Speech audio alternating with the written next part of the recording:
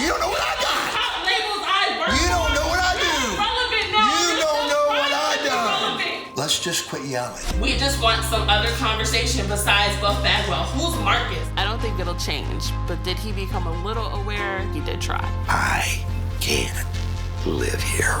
You know, it all does come down to your why. It does. Your why is, dude, no one respects you in our business. But they're never going to. If you fucking walk out of here, you're fucking right. It's isn't a reality show. We don't want to kick people out of the house. But if you're not carrying your load, then you gotta go. No, I'm not being negative. I'm just in a lot of pain. We can hear. It hurts us to I know. don't mean to be grumpy. Way to go, Mildred! 29, 30, 31. Feeling like $1 million. Seeing him brighten up with everything that he's learning is pretty inspiring. They're sugar-free, gluten-free. I still don't feel like I have food control. I'm with you, man. I got it. You got it, buddy. You got it. I Come got on. You can use that. You can use that. Come on. Come on. I got it. You got it, brother. What we did since that round table, it's a beautiful thing. I've seen every one of you helping each other now.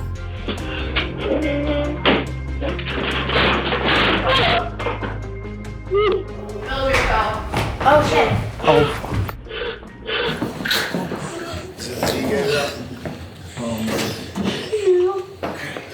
To hear Millie fall, anything could have been wrong. She fell face first, although it's really hard to see. That is a stone patio. think you got anything that might got broken, Mildred?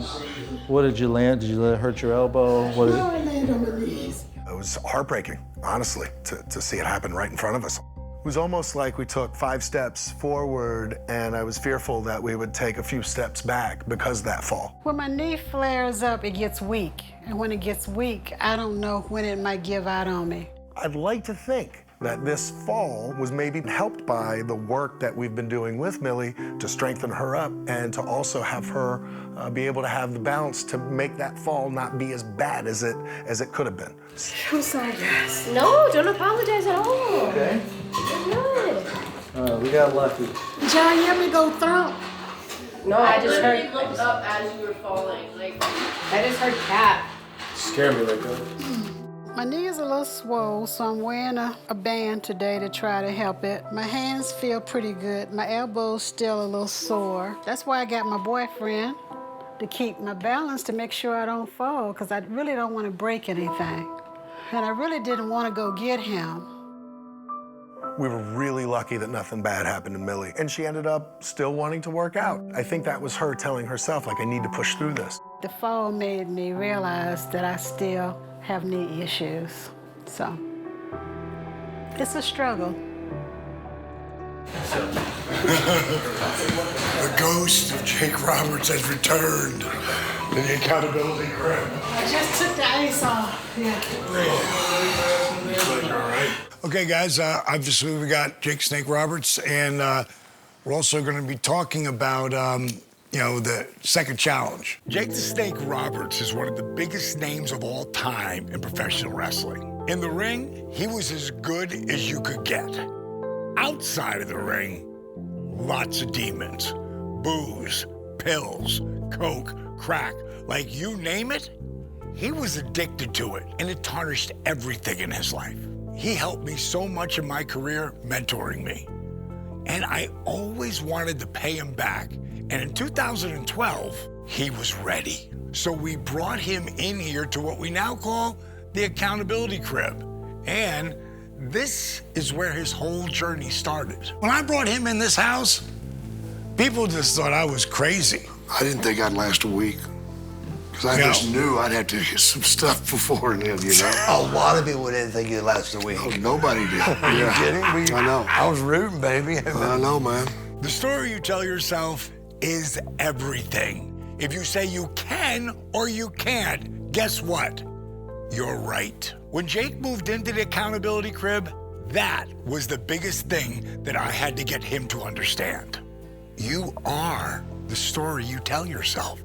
And the second challenge is all about you creating the story you tell yourself, because we all have negative things like, I can't do this, my back hurts too much, my knees, I can't eat like that.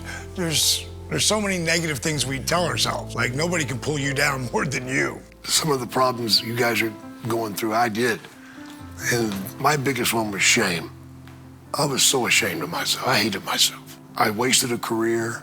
I ruined my family. I didn't see how anybody could care about me. Hell, I didn't care about me. But then when we went through that, I came up with something, and it was my history will not be my destiny. And I liked the way that felt. Because once you make up your mind to do something, and you put all this positive stuff in here, things do start to happen. I came here and I wasn't able to get down on the floor to do shit. And then when things started to happen that were positive, what a joy came through me. So very grateful that I had the opportunity to come here, because it's given me not what I used to have. It's given me more than I ever had. The Jake that I know today is the most positive version of himself that I have ever seen. He's constantly trying to help people, and to be honest, I gotta tell you, I've never known this Jake before. His transformation physically and mentally has been nothing short of amazing. The repetitions of affirmations leads to belief, and once that belief becomes a deep conviction, things begin to happen. Bottom line is, you're gonna come up with your affirmation or affirmations. We're gonna do a photo shoot with you guys and create a movie poster around it. When we issue these challenges, it's not something that I expect them to figure out right away. It's something that's gonna take a little bit of time, like life. What goes through your head when it comes time for a weigh-in? I kind of get really scared and worried, so I don't want to eat as much, or I don't want to drink as much water. I want to kind of put in the best workout that I can, because I know that the next day is weigh-ins, and it's kind of really big because we only get them twice a month. So knowing that, it's like you kind of try to, in my mind, cut as much weight as you can. This isn't Biggest Loser. I don't know if did you ever watch Biggest Loser? Some, but not. They would have they would have their people lose like 20 or 30 pounds in a week. We're not beating you up here. No. I don't want it to be all about the weight for you. The weight will come. While I recognize that it mentally may be sort of a civil war with him, because we're asking him to eat more. He's trying to use his own mental gymnastics to outsmart his own body, which is not working. I want you to eat. I don't want you to be so focused on the weight that you start thinking, well, I'll just skip meals. Because what happens in that scenario, your body starts starving, and the first thing you figure is like, store the fat. Right. You know what I mean? And just, you don't have to do that. We're giving you the proper amount of food that'll help you lose weight properly, okay? But if you want to eat a little less of that, that's okay. But I don't want you to eat nothing or start to, it's really important. Do you understand? I feel like if I eat today, then that's gonna put on extra weight that could be off the scale tomorrow. Yeah, but it all balances out. You're doing so much better, but it's gonna take time. I did a 30-minute stand-in workout, like actually working out. Wow. It was pretty cool. Wow, that's awesome, man. And Bean got an hour in this morning. Wow. In every workout, for all 5, something else happens on a daily that I go, it's working. And they see it, which is even more important. Maybe the first week or so, and you just thought, well, can I ever get to the chair? Can I get out of the chair? Can I do full body workout? Afterwards, I said, do you realize what you just did?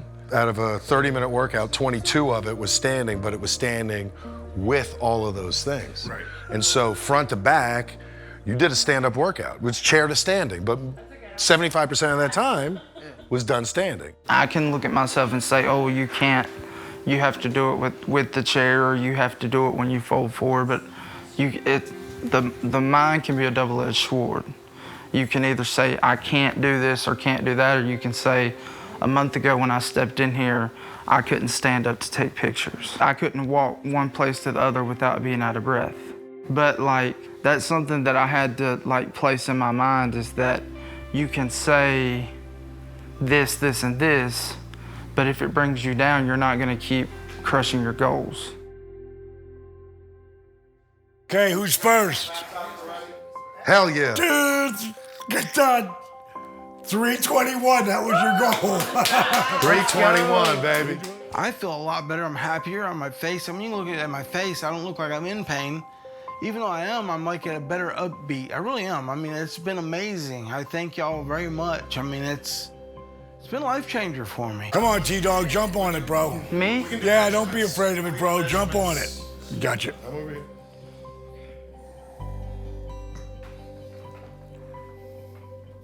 Goat, you look down, it talks to you. 418. What? Awesome. Oh, you're gonna make me cry. I haven't seen this weight on a scale in over 3-4 years. So just seeing like this weight and seeing it come off is so big. Come on, Mama Mel. Look at Mildred standing tall and walking, throwing her shoulders back. The first one, I was real excited. 7 pounds in 2.5 weeks. Ooh, look at you. 268.4 pounds. That's great, that's great, that's great. Today is kind of like a letdown to me because the month is over and I didn't lose but 10 pounds. But I'm comfortable with the measurements because I can feel it. I can feel it up here, you know? I think with seeing Mildred specifically, that this isn't just about the amount of pounds lost. It's about measurements. It's about ultimately how you feel and how you move around and your mobility, your strength, and your flexibility. 320.6 pounds. All right, all right, all right. Another 4 pounds down. All right. The first one I knew would be like a drastic way for everybody because we all completely changed the way we ate. I felt like this one was more important because it kind of shows, you know, what you need to kind of work on as far as like, do you need to push harder in your workouts, or do you need to, you know, not get that second portion of chicken on the weekend, or, you know, whatever. I'm more about my measurements than my weight. Like, my weight is important, but my measurements is at my actual career. You and Bean killing it. Everybody's killing it. Yeah, we women, our metabolism is totally different Yeah, it's a than lot y'all. slower. It really is. Y'all are doing Everybody really good. lost. Yeah. Everybody lost. Well, yeah, that's a good thing. And everybody's putting in the work. It ain't like we slacking. We all put in work. We're doing the damn And ain't thing. nobody sneaking and cheating. Nope. I'm really, really pleased with where everybody's at. You know, these guys have all come and given everything every single day that we've asked of them. I'm glad that we don't do weigh-ins every week, because then you're a slave to that number. Measurements are lower, weights are obviously lower. Couldn't be more happy with where we are. I think he really cares. What do you, like, what makes you feel like that? Because when I hurt myself, he got emotional. Because he knew how bad I wanted this, and he got emotional with me. And it means a lot when you see somebody that cares about your well-being. So that kind of touched me, you know. If it makes Mel feel this good, you should want to know who it is. Oh, you see the pep in that step? What? What? Come on, T. T. Hey. We're at the doctor's office right now. I'm just seeing what all's wrong with my hip, and hopefully they got more answers than what I already know, that it's messed up pretty good. There's a whole host of issues going on with Butterbean. We're starting to see some progress, and I even think he's starting to see some of it, but inevitably, the hip is something that's chronic. We got to get this checked out. As you stand, most of the space kind of closes down, and you know, you've got enough arthritis here where it's irregular all throughout the joint. If you look at this view, you can see, one, this is kind of like a big bone spur. There's some irregularity to the head That's here. what hurts, right? Bone spur out here and here. So basically the whole ball is kind of worn into the socket a little bit, and it's all worn throughout that area. With this hip, how straight can you put it? And that's as far down as it goes. Yeah. That really hurts. Can you flex it up a little bit? And then it doesn't turn in at all? No, it'll hurt if you turn it in. Okay, but it won't turn in at all.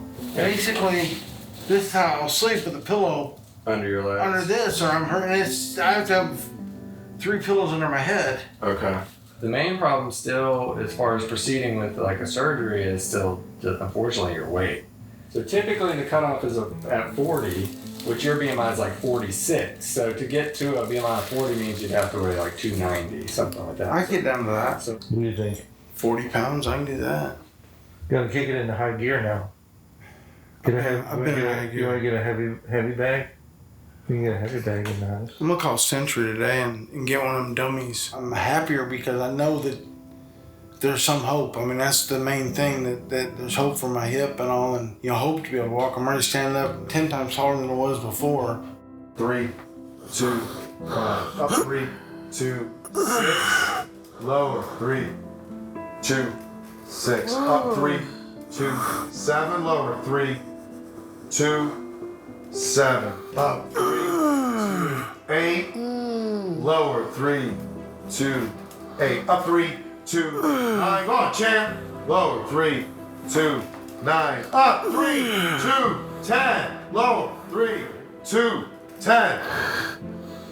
3, 2, 1. Lower 3, 2, 11. Woo! Deep breath. This guy knows no pain limit. He'll work 4 hours if we let him, to sweat and to grind and to just move his journey forward. Hey, all right, Butterbean, look, I got a package from Century Martial Arts. Let me show you what I got. It's awesome. Open it up, Josh. Open it for me. Come on. You hit. Look at this. Bob. This is the original Bob. But when people tell you, man, you don't look like you're in pain today, and I start looking back at some of the old pictures, and I'm like, from then to there, I can see what they're talking about. The weight loss don't surprise me as much as the change of just the outlook on life. Now come up, shadow box.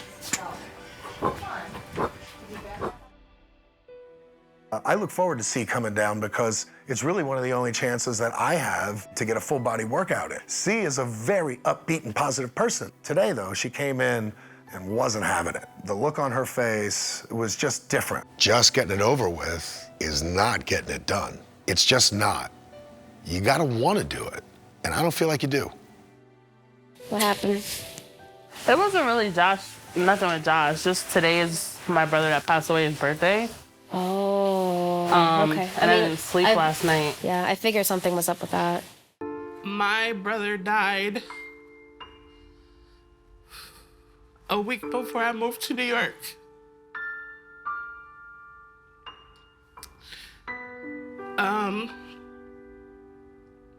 His death was ruled overdose, but we later found out it was a homicide.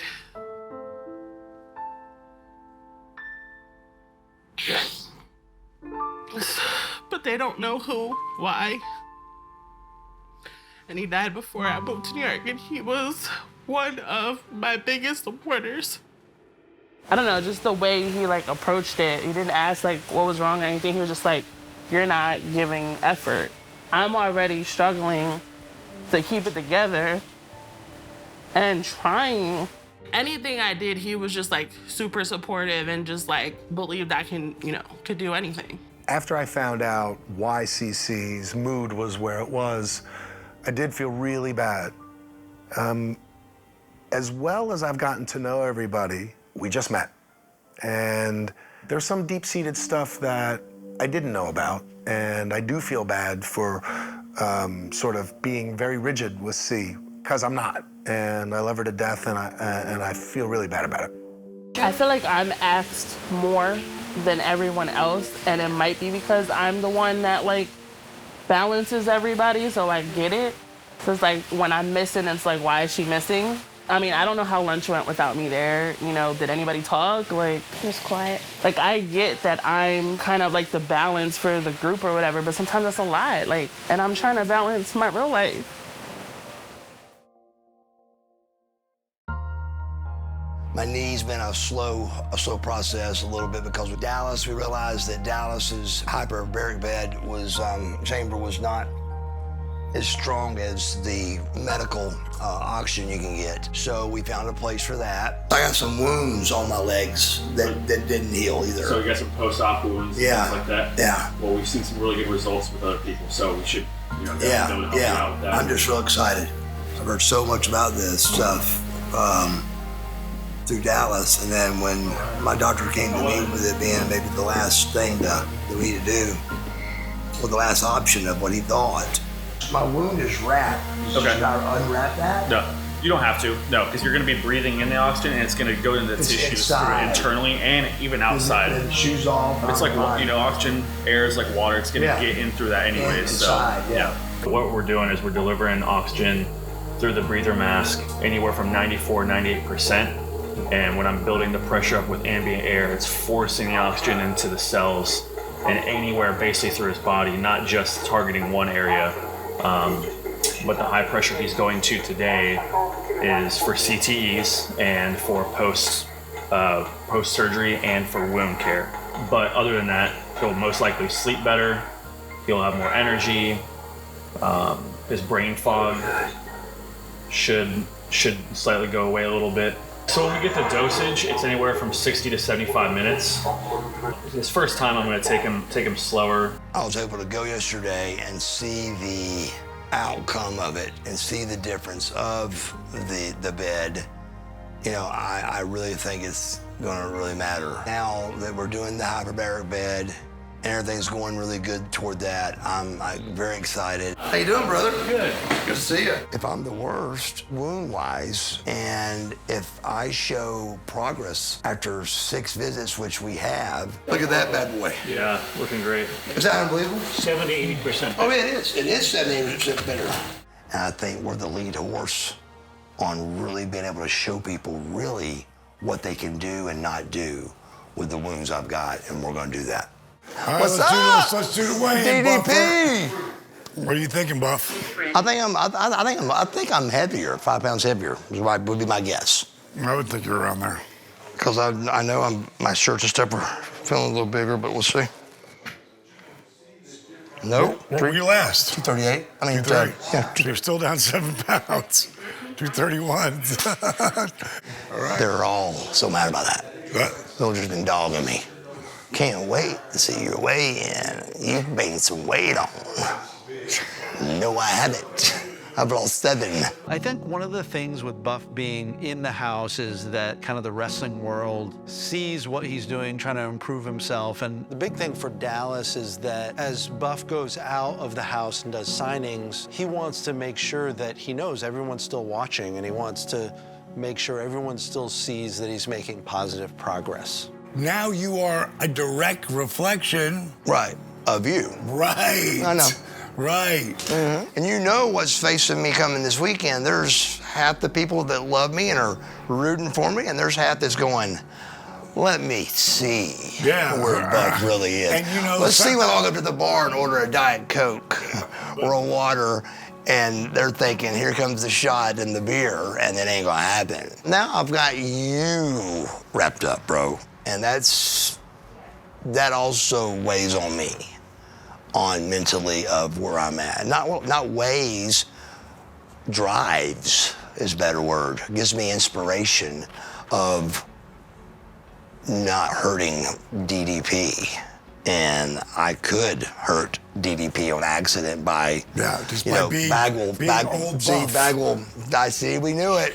There he is. He knocked somebody out. He drank a beer. Whatever it may be, it's going to go instantly to.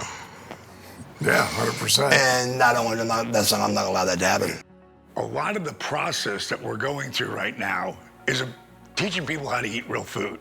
It's about teaching them how to work out at their own level. The most important part is this 6-inch piece of real estate in between your ears. It's that inner voice.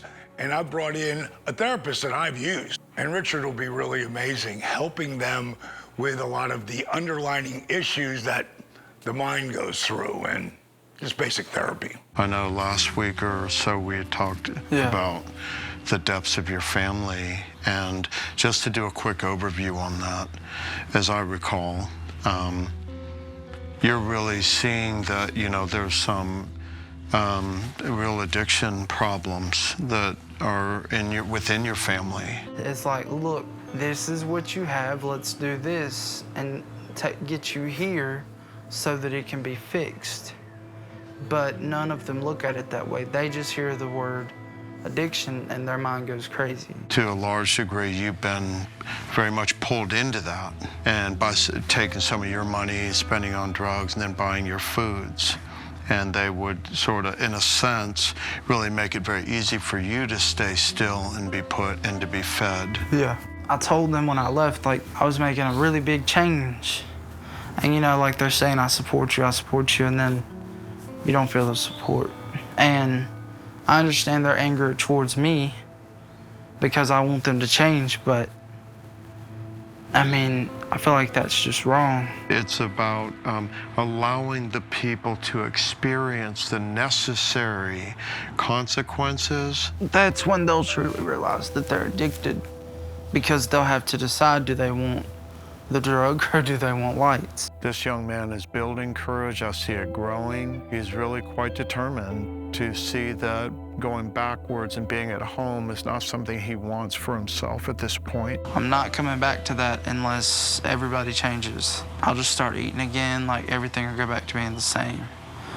And I can't spend my time in my life trying to fix people while I'm doing better for myself. It's okay for him to individuate from them and have some boundaries with them, and I'm gonna help teach him what that is, or how to have clarity around that, where he can still love them and honor them in the way that he deems necessary, but at the same time it's all right to have a distance and stop enabling. And that's one thing I'm learning through here is, like, it's okay to have people care. Like, you don't have to feel like a burden. I want to be able to live life, because all I felt like I've done until now is just live.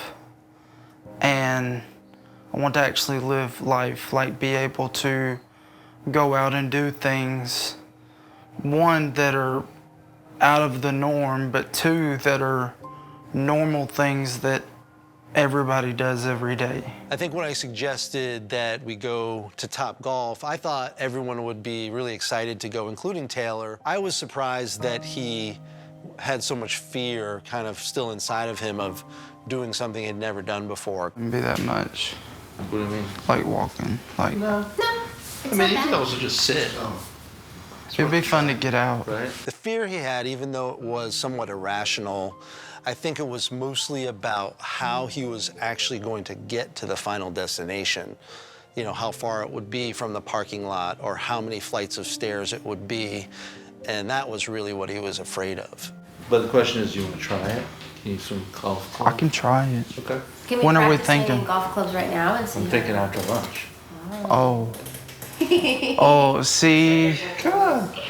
Field trip. For the past 4 years, if I left the house, I stayed in the car. I never got out of the car, so it was from the house to the car to wherever I went. Like, it was good to get out, but it never really felt like I got to get out. Sure, I'll go. All right. Yeah, Top Golf. Now, see, that can change between now and the time. You said you're going. Mildred said she's going already. Yeah, she wants to go. The little things that people do, like going out to eat and going in, or going grocery shopping, going mall shopping, like, it's been so long since I've experienced that I miss just being able to go out and do stuff.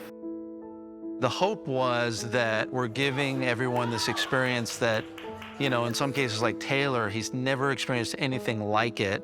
He's really never been able to do anything like Top Golf.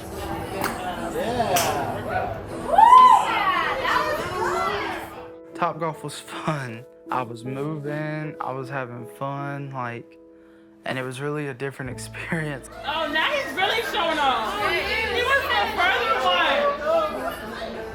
It's all 6 weeks ago, that guy could not stand up for longer than 90 seconds without really needing to sit down. At least in his mind, that's what he thought. The building of the strength in his legs combined with the weight loss is really paying off. And now those walks, that mobility, that he still fights, I think. It's a mental battle to think that, you know, I can't do something like go bowling or go to Topgolf or go to Dick's Sporting Goods. That's gonna take some time, I think, for him to undo mentally, but it's up to all of us to remind him that that's what he can do. And if you can't today, then maybe you can tomorrow. You don't need this chair. Repeat after me. I don't need the chair. I don't need the chair. I don't need the chair. I don't need the chair. I don't need the chair. That's great, Cece. Taylor's never had an opportunity like this to really take control of his life and not just change it, but own it. And he needs to really take advantage of this opportunity because the support system that he has right now, it's not gonna last forever. You're almost there, you're almost there. We're gonna go under 5 minutes if you get up those steps. Come on, it was 5:07 yesterday. It's 5:07, you got your hand out, you ain't taking it. Come on, T-Dog. Come on, give me the hand. You got it, don't give me that shit. You got this, Come on. baby. Let me have the wall. You got it. You got it. Come on. You got it, you're good. Come on, pick it up. Pick it got up, it, pick it up, T. pick it up. Yeah! Go, T-Money.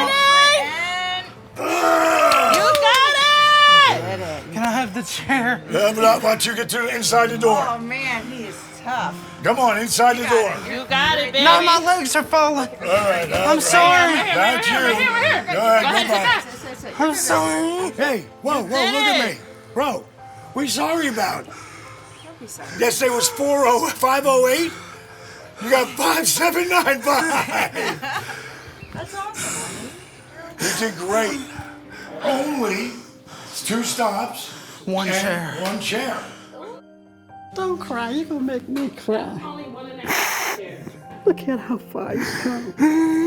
You're okay, you did good, Taylor. Be happy. This is so hard. Yes, it's hard. It's not easy. You're young, I'm old. It's not easy for us. But you just keep pushing.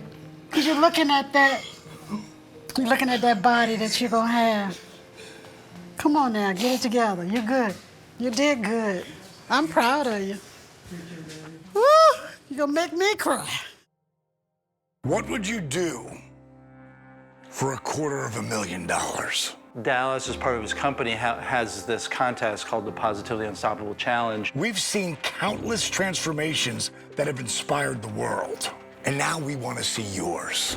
The Positively Unstoppable Challenge is about you. And we have years of champions who have completely changed their lives, and having them come in to talk to the people in the house really can serve as an inspiration from people who have kind of been there. Hey, what's up? I'm Candy Rotten, DDPY 2020 Positively Unstoppable Champion. I was kind of just sitting home on a Saturday night, just chilling out, and my phone rings, and I see Don Dallas Page, and that's when he was like, look, we're doing a show, and I'd like you to come down for it. These guys have made amazing physical progress, but that negative thinking is still really prevalent, so we'd like to have you come down and talk to them. And I'm just thinking, like, 2 years ago, me would never believe anyone would call me for something like that. I was a chubby kid, I got made fun of a lot, but that wasn't even really the worst of it. Like, my mother was an alcoholic. One of my first memories was learning at like 9 years old that my mother had left me on the beach when I was a baby to go buy pills, and she had forgotten about me. Just being neglected like that, you feel like you're not worth anything. And that just basically just continued to translate into the rest of my life. I was 260 pounds. I had drank too much alcohol, and it was in the summer, and I got dehydrated, and I passed out. And my husband's trying to pick me up off the floor. It's not happening. And I wake up, and I'm like, where the hell am I, And that wasn't even it. Like, you would have thought, like, I've had many rock bottom moments. I needed to face mortality to really have the real rock bottom moment. I just was so entrenched in this, like, I don't deserve to be alive, that I was sorry I existed. And once I got into this program, I started, and the positivity really started to get me, where I was like, yeah, why am I thinking this way? This doesn't make sense. Why am I making myself miserable for? You can't undo like 39 years of trauma within 2 years, but you can significantly alter your response to it. I know the shift I've had. I know that, like, my first thoughts are like, don't get upset, we're gonna handle this. But yet when somebody says to me, like, you're inspiring me, or we want you to talk to people. I don't want to start crying now, but it's like, it's just like amazing to hear. There was 3 videos I watched preparing to come down here. And it was yours, Arthur's, and Vance's. I mean, it blew my mind when Taylor was like, I'm starstruck. I'm like, I'm just a person that just got their stuff together and lost weight, but he's looking at me from where I was looking at like Arthur. When they show you saying, I can't, but then they show the one right beside of you, like doing it, it's like, okay, look what happened. It's easier not to try than to fail. Because failure, for people like us, want to be perfectionists, failure is the worst thing. Yeah. And all it does is reinforce that inner critic that tells you how worthless you are. And sometimes you literally have to say it out loud. Just gotta go, shut up. Right. It's really inspirational to see everybody working so hard to try to change their lives. Because I know what I was doing. Like, I know that drive, that desire to change your life. And just like that, I'm out. So since my discussion with Buff, I'm gonna call it a discussion. Since my discussion with Buff, I feel like he's attempted to be less self-centered.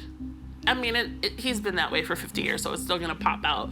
But he's attempted to try to like talk to us and stuff. But this past week, Buff ain't been eating with us. And it's like, why? He'll use the excuse that he was in the chamber thing or whatever, you know, or he like isn't really working out. And I know he's not here for weight loss per se, but like the working out is supposed to help his knee, isn't it not? This week has been weird with Buff because it's just kind of like, where are you?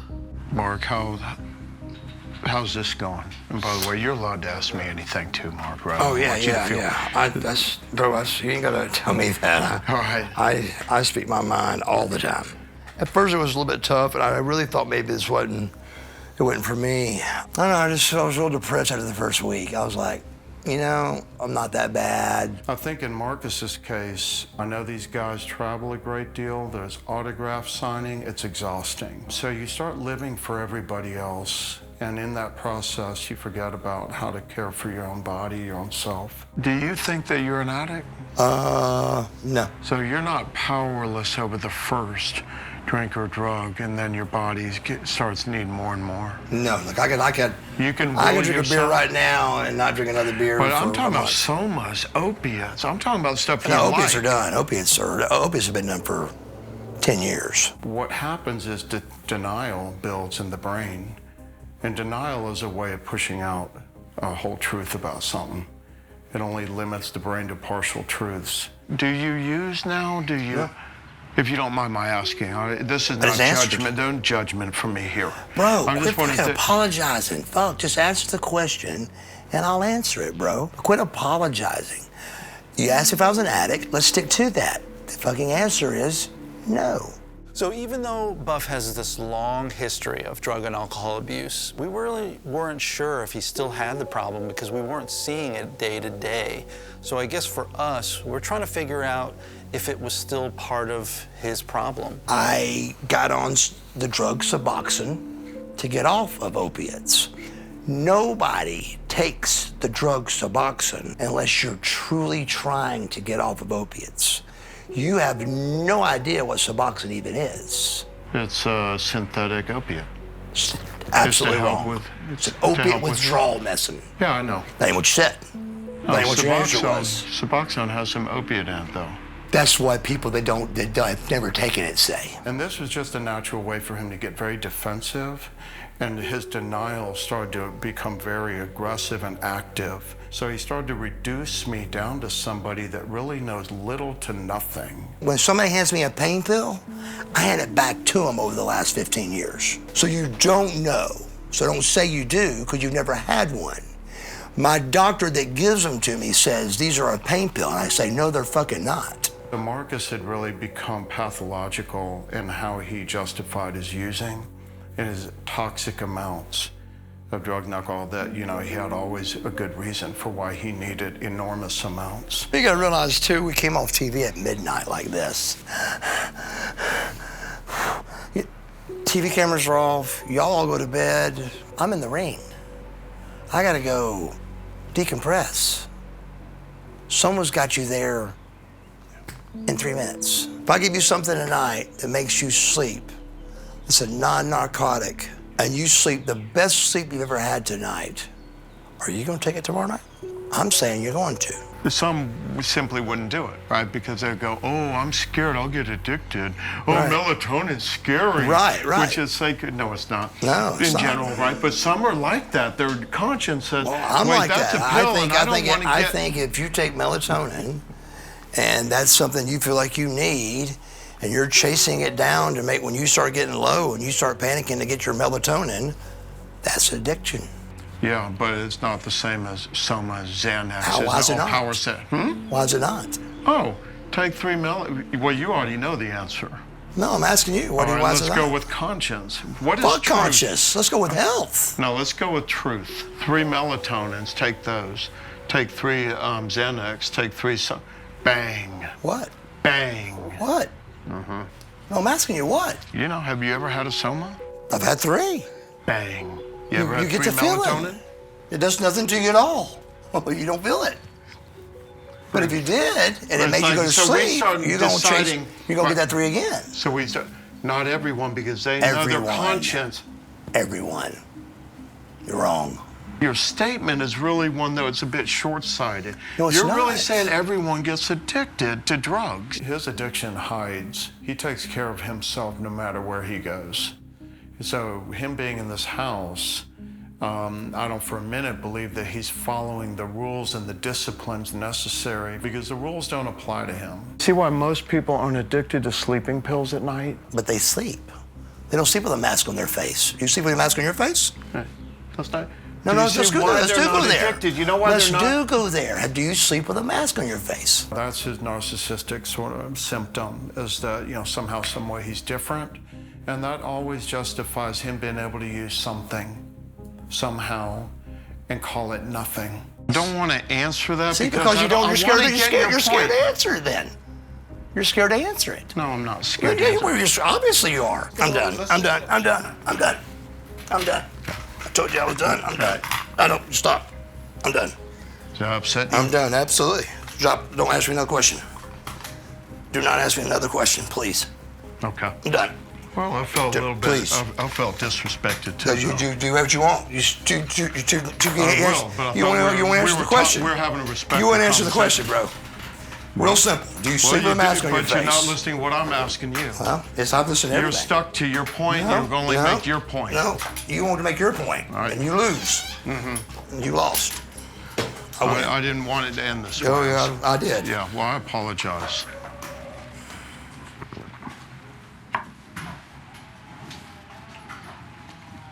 It's pretty out.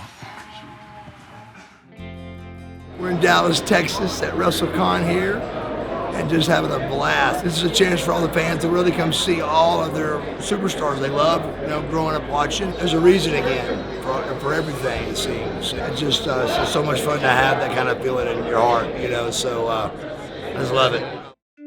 Hey Steve, thanks for calling me back. Aren't you guys working with Buff to keep him clean and on the right track? Yeah, I mean, we've been working on this project and for a couple months, and he's been doing really good.